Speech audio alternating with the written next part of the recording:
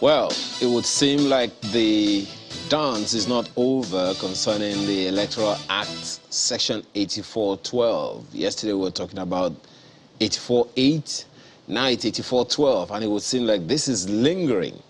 Question is why? And the political parties, the elective offices, the courts.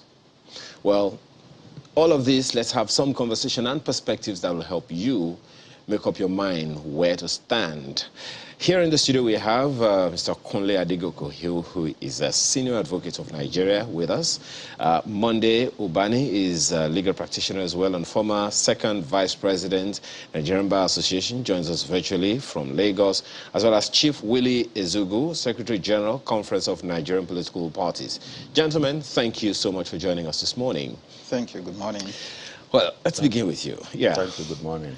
Let's begin with you, Mr. Adegoke. A background might help to understand what's going on. First, there was that judgment. Well, initially, from the very moment the section was signed into law, the law was signed, there was that controversy. 8412, President wanted it removed even after signing it, so it became law at the point that he signed it. And then the drama would seem started. Then the High Court made a pronouncement. That now the Appeal Court has made a pronouncement. First of all, we'll talk about the perspective of the Appeal Court shortly, but do you see it as a valid argument or conversation that's been going on in the first place? Yes, sir. Thank you very much.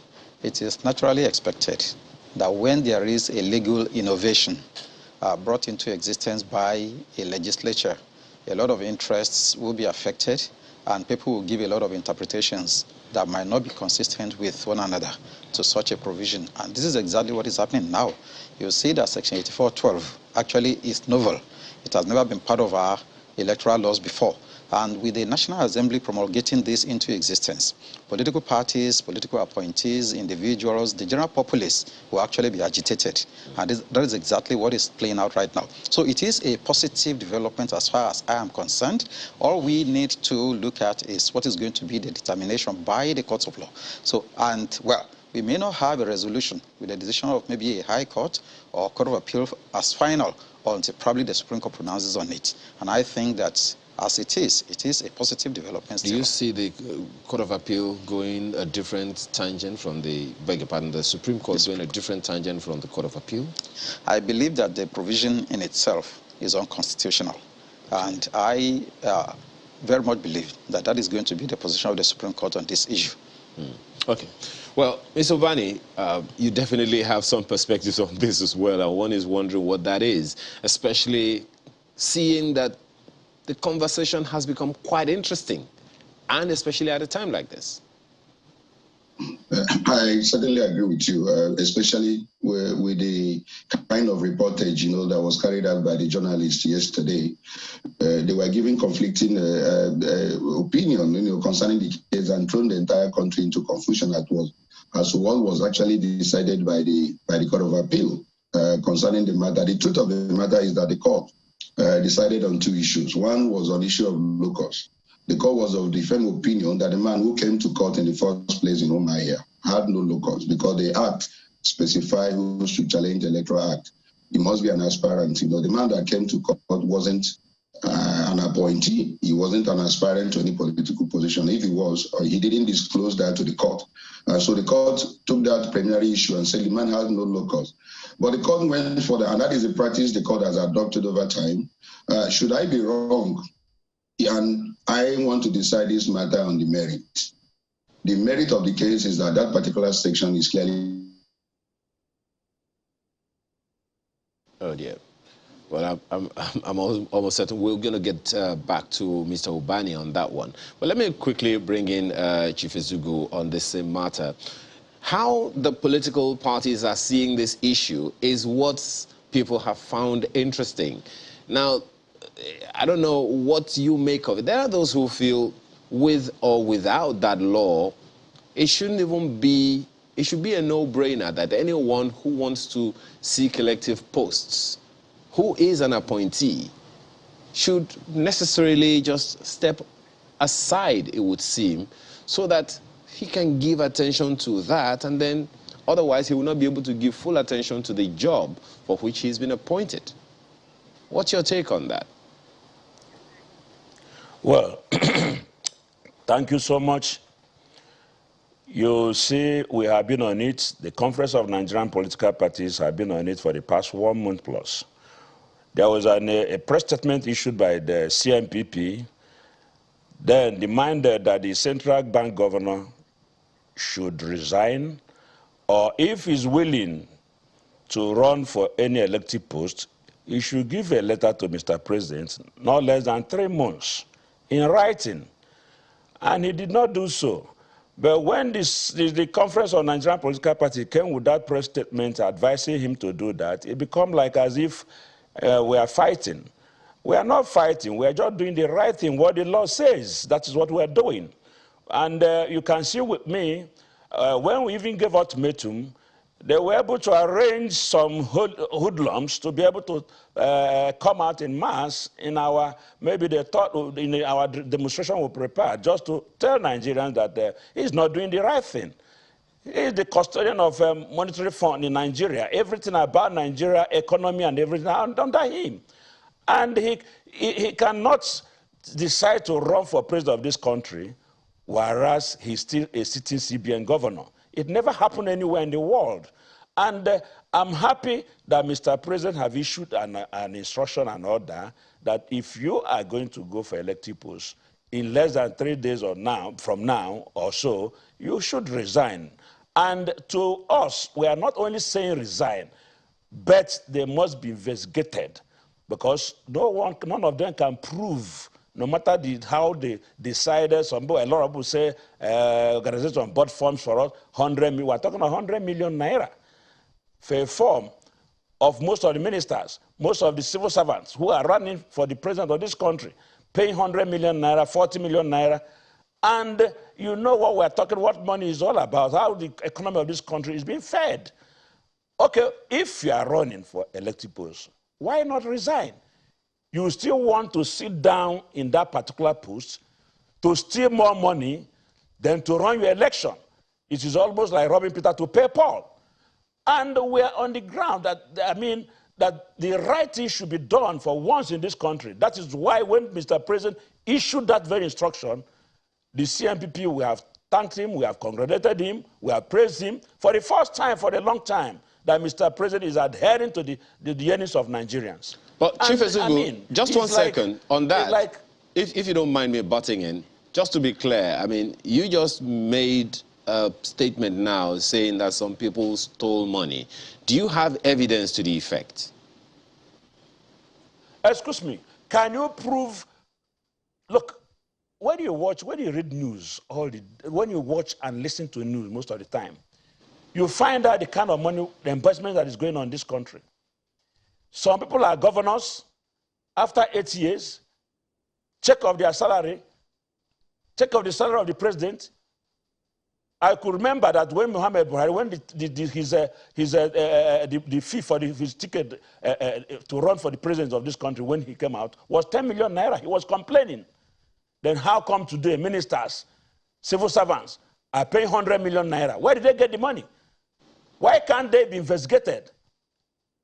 Why can't they be investigated? So essentially, you're not telling me. It's very glaring. It's very glaring. It's very glaring. Without that proof, they did not make it out of their own sweat. Mr. Ezeugu, sorry, beg your pardon, Chief Ezeugu, without proof that they stole money, making that is something that you could be charged for, you know? Excuse me. Listen to me. If you like, you charge me. If you like, you don't charge me. But the truth must be said as it is. Well, there will be questions. Well, there will be questions around that. Yes, there will be questions around that. But let's very quickly go back to Barrister Bani on this same issue. You were talking the other time. We lost connection with you for a bit. Please go ahead and conclude. Okay. Yeah. Yes, as I was saying, the issue of locus has been decided that the man who came to court had no locus whatsoever. But the second issue that the court had to delve into is the merits of the case. The Court of Appeal say if this man had come to court properly and had locus, this is what the Court of Appeal would have decided. that particular section, section 84, subsection 12, was clearly at variance with the provisions of the Constitution, and to that extent, it is clearly invalid, because the law says, so section 1, subsection 3 of the 1999 Constitution as amended says, if there is any other laws contrary to the provisions of the Constitution, that law will be declared null and void to the extent of its inconsistency. So as of today, based upon that pronouncement by the Court of Appeal, the position is that the decision of the Court of the Federal High Court of Maya was affirmed, pending whatever the Supreme Court may want to say. I don't know whether the Supreme Court may want to delve into the merit of the case, or they want to decide it on the issue of locus, or the man who came to court had no locus. If the Supreme Court takes that decision, that will be the final of that particular day. But if the court wants to delve into the merit, which is actually what the Court of Appeal want the Supreme Court to do, because a constitutional matter in which 7-man panel will look into the provisions of that law, we will be probably waiting for that exciting time for the Supreme Court to make the final pronouncement on that section 84, subsection 12. But let me say this: what the president did yesterday was clearly preemptory. The president is clearly afraid of section 12, subsection 13.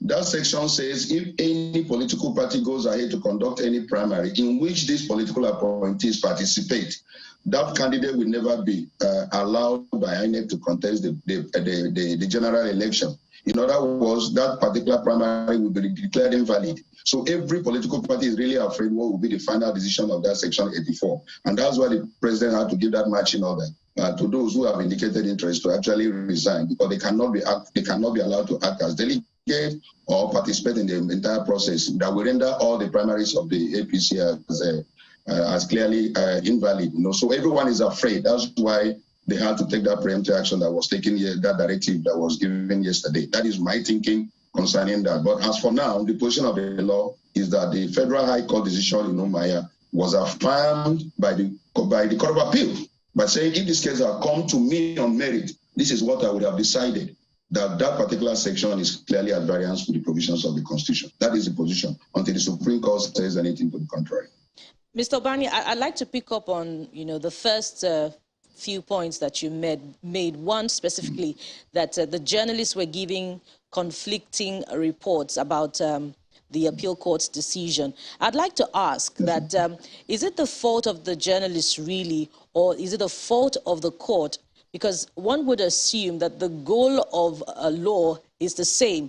If the appeal court is ruling that, on the one hand, that Edede had no locus standi to instigate the suit, and on the other hand, that it is unconstitutional, shouldn't that shouldn't the Abia court had been thinking the same way? As I said earlier, the journalists are reporting, most of them are not liars. If you look at the report, most of the journalists copied the first reporter, saying almost the same thing. I read almost all the reports. They were all saying the same. They were using the same language, and I don't blame the journalist. The person who reported it may not have been. So I mean, he's a journalist. He understood what he reported, but that is, as I said earlier, not the correct thing that happened. The court, first of all, decided the plenary issue as to locus. Remember, I said that. And the court held that the man who came to court had no locus. It's very important we understand that the man had no locus based upon the provision of the Electoral Act that says these are the people that should come to court to challenge the Electoral Act. The man does not qualify under the Act. Fine, the court says, okay, let's even assume that I'm wrong. Let's even assume, which is always the position the court usually takes. Let's assume I'm wrong with this decision on issue of locus. Let me now delve into the merits of the case so that if the matter goes before the Supreme Court, all will be taken together. And this is my decision. My decision is that if this man had come properly, I would have taken this decision that particular act itself is clearly at variance with the provision of the Constitution. In other words, he affirms what the Federal High Court has said, that particular section is at variance. That would have been the way it would have been reported in such a manner that everyone, because there was total confusion yesterday. Some of the channels were reporting that they has annulled the decision of the Federal High Court, but whereas that's not actually what happened. What happened is that the issue of locus was taken, that the man had no locus. But should this case have come to Court of Appeal on merit, that this man was properly before the Federal High Court to Maya. This is what would have decided, would have agreed with the Federal High Court to Maya. In other words, the Court of Appeal agreed with whatever has been decided by the Federal High Court to Maya. But at the same time, since it's a constitutional matter, the court now said, let the Supreme Court be the final court to really take a decision on this very vital constitutional issue. I'm sure. So is this a case of conflicting? Is this a case of conflicting judgment, and who should take responsibility for it? The journalist or the courts? It's not conflicting. No, it's not. It's just that the court was deciding the case based upon the grounds of appeal. The grounds of appeal must have talked about locus, so the court took it that the man had no locus. They now went into the substance of the case, on merits, and says this is the case to be decided on merit. Had it been that this man came properly before the Federal High Court, this is what would have been the decision of the Court of Appeal. So it's not, there's no conflict whatsoever. It's just grounds of appeal that determines what the court does at appellate or jurisdiction. They take the grounds. The first ground was issue of locus. The court decided against the man that came to court, that the man had no locus. But should this case have come properly, this is the case on merit. That is what I think. There's no conflict whatsoever. Only that the court is saying that the man that came to court had no locus, and the court had no jurisdiction to have gone ahead since he was not properly before the court. Locus standard is an issue. It's a threshold matter, and the court had to, decide it. Now, let me tell you what some lawyers argue. Some lawyers are saying the moment you have decided on the primary issue that the man has no locus, now the court had no issue going. Had no issue going into the merits of the case. That's what some of the lawyers. It would seem like we've lost connection yet again through to Mr. Ubani. I was going to ask that does the President's directive, the Federal Executive Council's directive, now give strength to 8412 as it is now? Okay, Barrister Ubani, you're back? You're back now? Barrister Ubani? Okay, we'll bring this same question. While we wait for Barrister Ubani to return, I'll bring the same question to you, Mr. Adegoke, in the studio. Would the President's directive now give strength to 8412 as it is? And would what will be seen in the coming days, now align with 8412 as a law valid in spite of the ongoing litigation? Yes, the implication of the President's directive is to ensure that Section 8412 will be complied with every person who is a political appointee and is desirous of running for a political office by way of an election. And to that extent, what the court is going to decide, or what the courts yesterday, the Court of Appeal decided yesterday, actually came after the President's directive. And the implication is that the President is saying, well, in case the matter goes against us, it is better we comply with the law as provided in the statute. And that is what the President actually directed. But where the President probably later discovers that, well, it wouldn't have made a difference if he had not so that. Because when this provision was even signed into law, it was the President that first raised the issue, whether that particular provision could stand. And that generated a lot of furore. He even appealed to the National Assembly to amend. But, the solution to this issue, it could have been altogether avoided from the beginning, and this is how it should have been done. The National Assembly actually caused this. The road to hell is paved with good intentions. Actually, the National Assembly desired something very good, something very productive, something that will align with the ethos of contesting an election. That, okay, now, it's premised on good intentions, but the procedure by which this was done is what is wrong. Now, you don't... Procedure in terms of... Yes, in terms of the promulgation of this particular provision into law. It shouldn't have come by way of the Electoral Act. It should rather have come by way of amendment of the Constitution.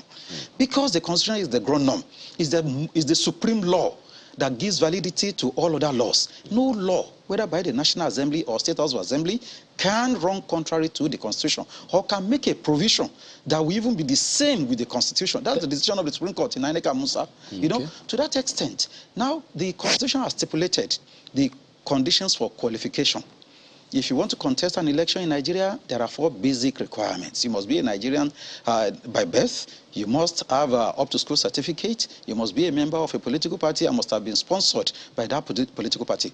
Where you have met the requirements of the Constitution, the disqualification grounds are stated specifically too. And these qualification grounds, one of them that is most material, disqualifying some Nigerians. The Constitution itself is the only law that can disqualify a Nigerian or some sections of Nigerians. No law, no act of the National Assembly can do that. And what the Constitution has done in disqualifying some section of Nigerians in relation to contesting an election is provided for instance, in Section 6(1)(g), to the effect that where you are a person employed in the public service of the federation or of the state, you must resign 30 days before the election. Before the election. Before the election. Which election? The Congress or not the Congress, proper election? The proper election. So it means that a public officer can remain in office. Can remain in office until 30 days before the election. In other words, they don't need to resign until January next year. Exactly. Okay, we'll come back to more of that later. But let's quickly go to Chief Ezeugu in Abuja, because there's a question I wanted to ask. But quickly, let me ask you that one. Taking from the question Bukola asked the other time about the judgment of the High Court, which the Supreme Court set aside. The second leg of the Court of Appeal, which the Court of Appeal set aside, beg your pardon. The second leg of that High Court judgment was that that section should be deleted from the Electoral Act by the office of the AGF. Now, in agreeing with the fact that that law, that section of the law is invalid constitutionally, what then happens with the pronouncement of the appeal court? What then happens? Is that law still in effect or not? If it is not in effect, how is it going to be taken out? Yes, the procedure... Can you quickly answer that one before I go to... The procedure is very simple. Once the court has nullified a particular provision of a statute, that provision is dead. It cannot be relied upon by anybody to activate a process. And to that extent, now, usually, the law will go back to the National Assembly, because the National Assembly has the obligation to now amend that law. Whereas under Section 315 of the Constitution, there are certain persons referred to as the appropriate authority who can amend a law to make that law to come into conformity with the Constitution. One of such is usually the Attorney General. And that is what that court is actually trying to refer to. That law now, that statement has been nullified by the appeal court. So now what the Court of Appeal has the Court of Appeal has upheld the position of the High Court to the extent that that provision is unconstitutional, null and void. The Court of Appeal does not seem to make any pronouncement on who can delete or otherwise. But having pronounced so, that provision is dead. Okay.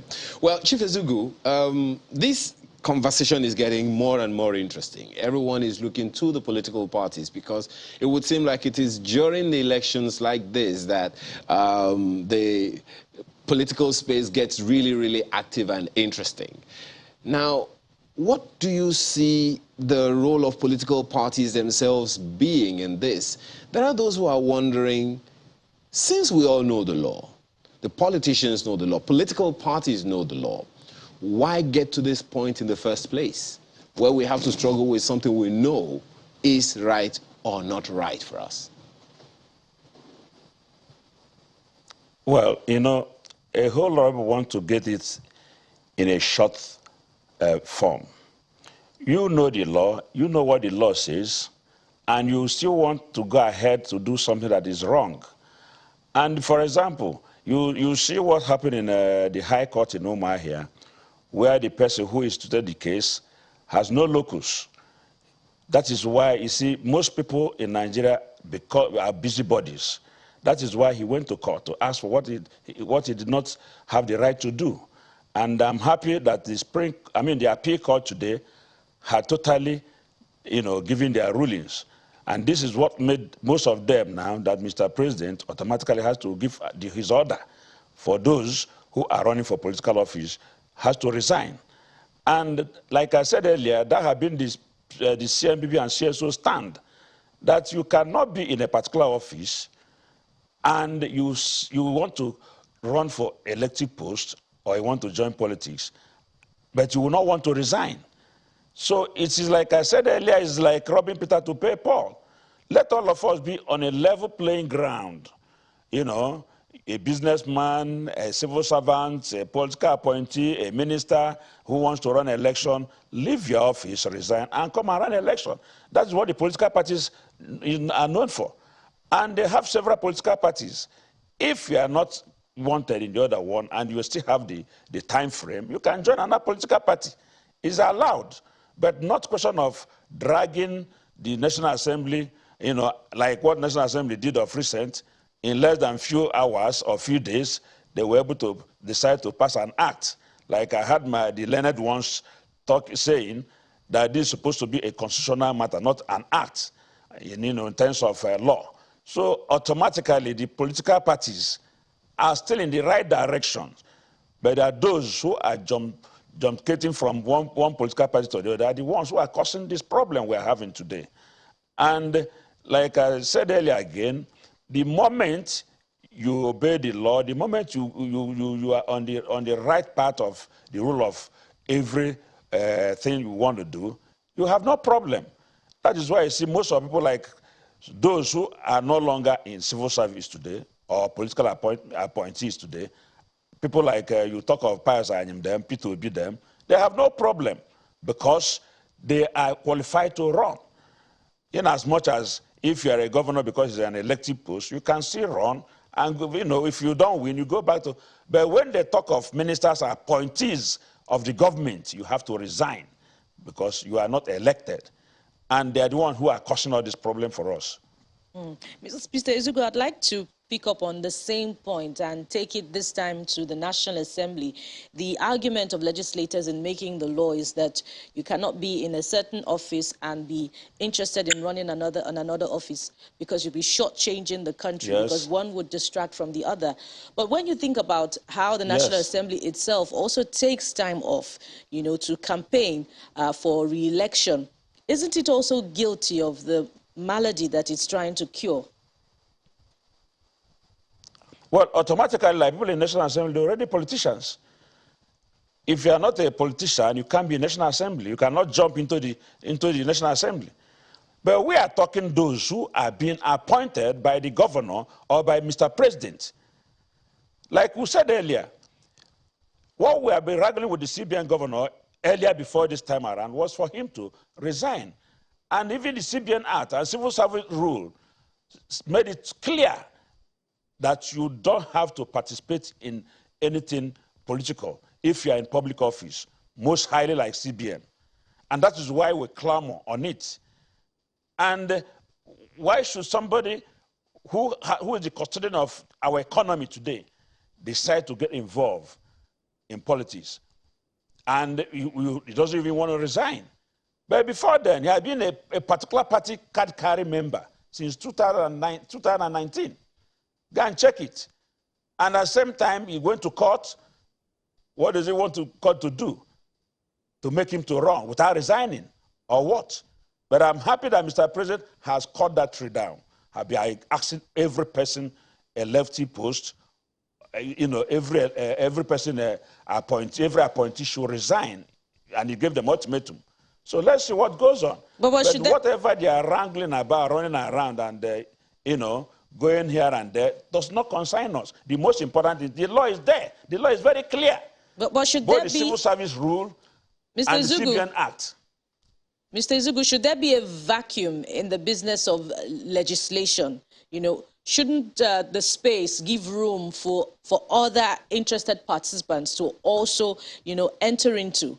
And let's have a robust legislation process. Excuse me, if you are a political appointee, if you resign, if he's governor, he has to replace you.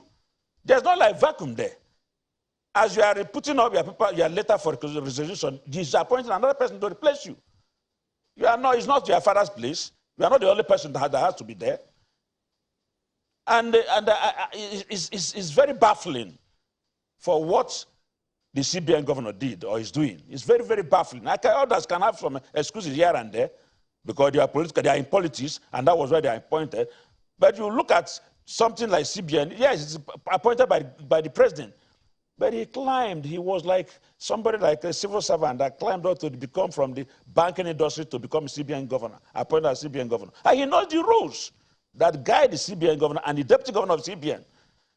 That if you don't have to get involved in politics, but I don't know if it's because of the government in power today that will try to encourage the impunity we are seeing today. And I'm happy that these civil society organizations and most of the political parties have now understood what they have to do, and they are doing it, and they are letting Nigerians to know how it is. That is why when I said most of them cannot prove the source of the money they are paying for their nomination forms. And somebody is telling me, take you to court. Take me even to heaven if you have the bicycle or plane. But the most important thing is that they have to be investigated, not only by resigning, to know the source of their fund, their source of income, what business they are doing. People like Peter Obi, you can understand him.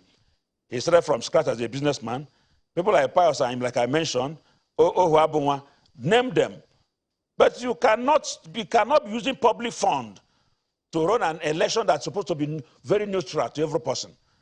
And you are now telling us that you are all and all. The law will not catch on you. And you are, instituting suits everywhere just to be able to do a cover-up. No, it doesn't happen that way. As far as we are concerned, all these things has come to an end. And I'm happy that President Muhammadu Buhari is taking some corrections now, not being docile any longer by giving this particular marching order, if they don't change it again. Because I know the Attorney General Malami quickly, easily adopted the judgment in from High Court in Umuahia. But I'm happy that Appeal Court have been able to turn the judgment down. So, but I believe that Supreme Court, at the same time, when they see what happened, they will still know that Nigerians are still watching. Mr. Izugu, once again, there's no proof that the politicians are using public funds to campaign. I'd like to bring my next question to Mr. Adegoke in the studio. In response to the president's directive, some have resigned, but some appointees are yet to resign. What does this portend for the electoral process in the coming days, particularly the primaries that we'll soon see in a matter of days? Yes, well, there is nothing, I don't see any hill about it. They might be waiting for what the Supreme Court is likely to say, which will be the final on this particular issue. However, when you look at the expectation of what the Supreme Court is going to say, that doesn't change the position that the president may take. The president is the employer, is the appointer. He can hire and fire a minister. And that is why the position of a minister or commissioner doesn't enjoy a tenure, a protection in terms of tenure. It doesn't, it's one that can be laid over at any point in time. So where the president, even if the Supreme Court says, yes, being a political appointee doesn't mean that, okay, you have to resign or whatever, that, look, you are entitled to occupy your office. The president who appointed the minister can still say, okay, well, I don't want these ministers anymore. Or whoever wants to run, okay, look, I don't want such a person. May not even give you a reason, because it can dissolve the cabinet. So that is why it doesn't really make a difference, whatever the court says, as far as ministers are concerned. However, for such offices that probably enjoy a particular tenure, it may be impossible for the president to sack such a person from the office, where a person has been appointed for 5 years and by statute. And the statute that is saying if you are occupying an office, you have to resign. It's now being struck down by the courts. There's no way you can use. You brought me to my question. Right. Because I remember at that press briefing of which the Minister of Information and Culture granted yesterday, I am certain that the reporters were asking, does this affect, the office of the CBN governor who is being touted to be also vying for office and all? And so, but the Minister of Information and Culture kept saying, Federal Executive Council members, cabinet members. Yes. He just kept saying that over and over again. So in the event, because one of the statements put out by INEC on the same issue is, we do not have valid proof yet that the CBN governor is vying for office. If and when we have that information, we can confirm and affirm that position, then we'll know what steps to take given the relationship between INEC and the CBN. Now, but should it be valid indeed with all that is actually going on, counsel to him going to court and all of that? Do you see any compromise? Or do you see a space in law where whatever, is being alleged now, as that's what I want to call it, so we're not going with INEC on this matter, that, the CBN governor is trying to vie for office. Is there a space in law that he is already violating by those allegations, by the fact that counsel to him has gone to court and he has not said he has not disowned that counsel? No, sincerely, with respect to law, there is no provision of the law that I can say he is violating. And that is why he's exploiting the loophole in the law. There are situations where there will be some lacuna that an individual or a group of individuals may exploit. And until that particular void is filled, then no law has been broken. If you look at it, the persons that are required to resign, as I said earlier, are persons in the public service of the Federation. This may cover the CBN governor. The implication is that the Constitution has said that he must resign 30 days to the election, not 180 days to the election, which is the purport of what the Electoral Act is now saying. That as a political appointee, you must resign before the primary. You cannot participate. You cannot vote or be voted for. Whereas, we need to even dissect that provision. The right to vote in the primary may be regulated by the National Assembly the way they have done. But the right to be voted for is another thing entirely that they cannot regulate. Because the implication is that will be violating the Constitution, as we have earlier said. And we must understand one thing. A political appointee is not the same person as a person employed in the public service of the state or of the federation. There is a dichotomy there too. So whereas the CBN governor may be regarded as somebody in the public service of the federation, he is only required to... It's very interesting, that because there are those who have also quoted certain sections of the CBN Act to say, all kinds of conversations on that. But we'll return. I'm wondering what Barrister Obani's position will be on this. We'll take that after this break. Please stay with us.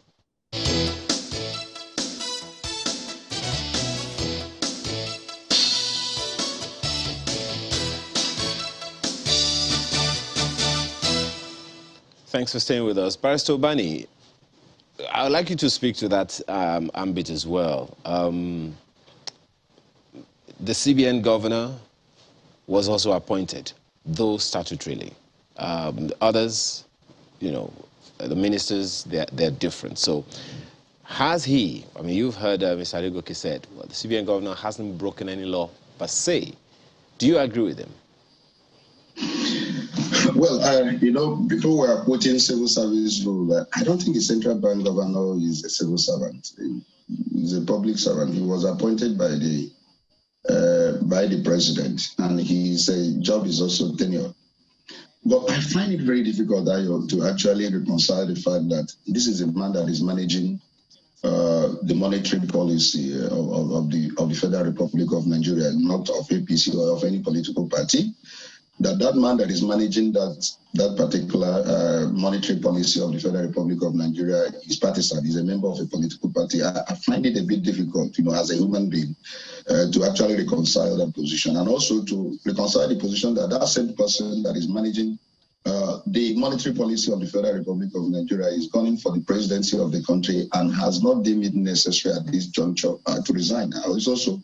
It's conflicting, with my own position and conscience as a person. For the first time, I disagree with my very learned senior advocate of Nigeria, and that's the Chief Mike Ezekome, who has actually gone to court to actually drive home this point that the man should remain and resign only 30 days to the general election. I find it very difficult, to actually reconcile that position. My conscience does not tally with that, and I've been having difficulty, having central bank governor that is partisan still running the affairs of the Central Bank of Nigeria. I'm totally breathless, honestly. My conscience does not, even if the law actually agrees with him. Mr. Obani, I've always often asked this question about the morality of the law and the legality of the law. I'd like you to speak to the legality of the law, specifically. Yes. Part of the things that I understand the CBN Act says, I don't have it offhand now, you may, is that the CBN governor is supposed to concentrate fully and not be diverted or distracted by anything whatsoever. To that extent, do you think that the CBN, do you still agree that the CBN governor hasn't broken any law, being that definitely consulting for political office is something that he has to set aside other things, including his official duties, to get into? Yes, I agree that the Central Bank Act, specifically mentioned what we have just quoted. But those who are relying on the fact that the CBN governor has not breached any law is relying on the ground of the land, and that is the Constitution. Is there anywhere in the Constitution where there is an express provision as to the if the central bank governor indicates a partisan position, that he should resign even when he has been appointed? That's what they are now saying, that look, there is none within the ambit of the provision of the Constitution, which is the ground law. They are not looking at the Central Bank Act itself, that is clearly a subsidiary legislation, that is, that cannot run, contrary to the provision, express provision of the Constitution. But if you ask me, we combine law and also we combine logic and also combine morality with the position of man that is controlling the monetary policy of the Federal Republic of Nigeria. And I'm saying I am finding it very difficult to actually agree with those who are holding tenaciously to the position that the central bank governor should remain there 30 days to general election to keep on managing our monetary affairs, while he is partisan and while he is running for the presidency of the country. I am honestly, it worries my entire system. And I'm totally worried. And I'm also very, very sad that the central bank governor has allowed somebody to go to court in order to pontificate the idea that he is qualified to remain there pending 30 days to the general election. I'm finding it very difficult. Honestly, that the president has not said anything concerning that is something that I also find very, very bit offensive. Let me say this, please, sir. Okay. Ayo, before you, please stop. Now, in making this argument legally, we are totally at peace with the president's directive yesterday that those who really want to run for political position to actually resign, because they are appointed at the whim and caprices of the president. The president can remove them at any, irrespective of what the Electoral Act or Constitution says, because they are there at his behest. So having look at it that probably he wants to let them go, he can also at any point in time ask them to resign. So the majority decision today in Nigeria is that those ministers should actually go and concentrate on their political career and allow fresh hands probably to come into the cabinet. That is the position of majority of Nigerians. So for us to argue legally here, saying that this is what the position of the law is, not as if we are supporting those people to still remain in the cabinet and probably pursue their political career. They ought to go as the president has actually directed. And I think that they are well advised to leave the office now and concentrate in their political pursuit, to allow, the political tension in the country to actually cool down, because there is too much tension in the air. Well, we'll come back to that and a number of other, judicial or judiciary-related issues. But let me quickly ask Chief Ezugu this next one. Well, you have said that the CNPP is not at variance with the position of the CBN governor on this and those who are supporting, him. Is it something that you, CNPP, would want to take up legally against the CBN governor to remain in office, or you're going to wait for the president to make a pronouncement on the matter? Well, thank you. Like my colleagues there said, Ubani and rest of them are over there. You see, you said the law, you cannot join the law with morality. But I read these particular verses of the CNPP press conference for you to listen very carefully. We cited Section 9 of the CBN Act 2007, clearly stated that the governor and the deputy governor shall devote their whole of their time to the service of the bank, and while holding office, shall not engage in any full or part-time employment or vacation, whether remunerated or not, except such personal or charitable causes as may be determined by the board, which do not conflict with or detract from their full-time duties. The law that established CBN had foreseen that any item of distraction or divided attention, however minimal, could lead to the collapse of Nigeria's economy. Just an important institution like CBN should never be headed by a politically ambitious person, because the CBN Act stipulated that the governor and the deputy governors shall be persons of recognized financial experience. My dear brother, on this case, he further went ahead to say, for this reason, Mr. Godwin Emefiele cannot pursue a political career while in the office. Section 11.3 of the CBN Act prescribed that governor or deputy governor may resign his office by giving at least 3 months' notice in writing to Mr. President of his intention to do so. And to this end, we insisted that Mr. Godwin Emefiele must resign before April 21st, which was that time we gave that press statement. We will mobilize. We are not saying going to court, but we'll mobilize where we'll let Nigerians to know that the custodian of our economy.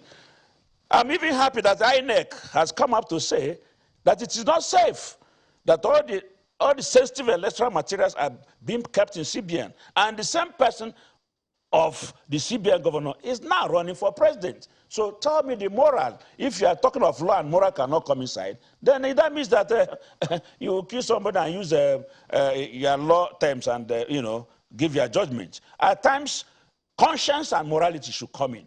And if he's supposed to know that this can never be attained, whether the law or whatever, whether it's in the constitution, but morality should be, and conscience should be followed in terms of his position. If you attend the peak of a CBN governor of a country, and you feel that he has, in a population of 200 and something million, and you have never attended the highest, one of the highest positions in that country, that means you must be greedy. In the same breath, I'm coming to you now, Mr. Obani, and looking at the conflict of interest between the pursuit of aspiration and the current assignment, which is the objective of Section 84.12.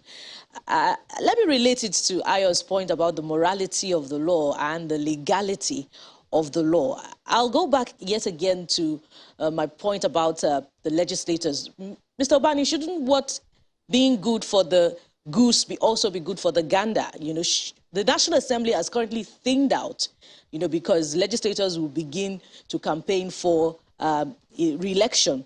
And then let's also relate it to the office of the vice president. Although he's elected, which is what we now know as the legality of the law, but the campaigning doesn't it distract from the current assignment and the use of resources as well? What are your thoughts on this? I agree. Let me tell you, when that law was made, the purpose of that law is the misuse of these political appointees by some of the executive, like the governors and the presidency during the primaries, because they become what we call automatic delegates. And when you appoint several, like up to 1,000 political appointees in your state, and all of them are automatic delegates during primaries, of course, there is no candidate the governor support that will not win. So what the legislators were trying to do with that law is to curb the excesses of the usage of these political appointees as automatic delegates. But they didn't do it well. You couldn't have entered into Electoral Act. What they should have done is, in the political parties, in their constitution, they can also say certain persons that should be automatic delegates. Not every political appointee should be automatic delegate. They can curb that through their own internal constitutional mechanism, not necessarily putting it into that Electoral Act, which is actually what is causing all the problem. Now, with regards to politicians who are elected, now, even while in office, running for campaign and being delegates and being voted for, some position of people is that, look, these guys are elected. And there is no provision that says they must resign, either before or during the primaries. So since they're elected, they should be allowed. That is the argument of certain person. But my own position, I've written an article concerning that Section 84, that why would you allow some group of politicians who you said are elected, and then you don't allow those who are appointed? Because the appointed is also appointed by an elected. Governor appoints this political appointee, or the president appoints them, and so doesn't want them to go at any point in time. Why would you now use law to ask them to go, even when the constitution says there are only 30 days to the general election? That has been the argument. It's a continuous process. It's a continuous argument. But what do we think is right for us as a nation? That is what I think all of us now should concentrate. If we think that the political appointees will cause distraction during primaries, then it is important, let them go, so that they can go and concentrate in their political pursuit and allow the process to be free and without tension. So that is general opinion. If you ask 90% of Nigerians, they will tell you that they want all the political appointees now to go and free the political process so that there will be no tension. Let those who want to go and contest, let them go and contest, but leave the executive, leave earning money from the Federal Republic of Nigeria and go and pursue your career. Pursue your career. That is the argument of majority of Nigerians. So allowing elected officials to continue to be in the office and still elect and be elected is what the law allows. And if the law allows it, we cannot, by argument now, try to exclude them. It may sound discriminatory that certain persons are asked to go, whereas those who are elected are asked to remain. Well, that is the position of the law, my lovely sister. So let's allow those who are appointed, let them go. And I think that they're taking the cue now. Akpabio is gone. Yahya has resigned. He's my friend. And I have so many of them who are going. Let them go and concentrate in their pursuit, either at presidency, for the presidency or for governorship and all that. And let there be less tension in the political climate, because Nigerians are getting really worked up, with all the arrangement that virtually everyone is running. Virtually everyone is running with 100 million naira coming from every angle and all that in a country where there's general poverty. So let them go and concentrate in their political pursuit. We are watching what is going on. Well, at least that's food for thought for everyone to continue to chew on. Very quickly, I'd like you to also respond to this.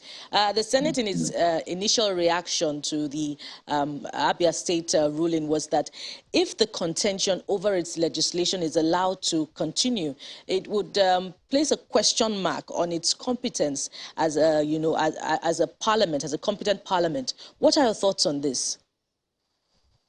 That is the law. As far as we are concerned, Mr. Obani, the question is from Mr. Obani. Yes, go ahead. Yes, are you hearing me? Yes. The lawmakers cannot make the law and also interpret the law. There is an arm of government that interprets that law, and that's the judiciary. You can make a law, fine.